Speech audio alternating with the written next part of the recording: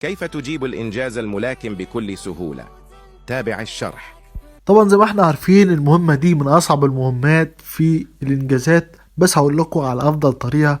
أهم حاجة تحط كلاي وتاتسويا عشان تكون سريع، وأهم حاجة تجيب واحد صاحبك نوب وتحول له السكواد، يكون هو قائد السكواد وهو اللي يبدأ عشان يخش معاك بوتات.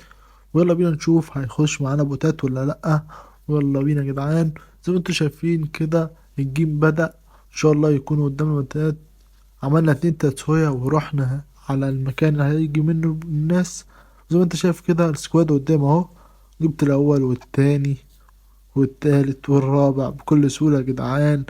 زي ما احنا عارفين المهمة دي صعبة جدا جدا، بس نفذ الشروط والحاجات اللي انا قلت لك عليها. اهم حاجة حط كلاي وتاتسويا وتخش مع واحد صاحبك يكون لسه عامل حساب، او انت تعمل حساب بتليفون تاني وتخشوا مع بعض. هتلاقي كل اللي قدامك بوتات يا جدعان، ودي انسب طريقة واهم طريقة عشان تعمل المهمة.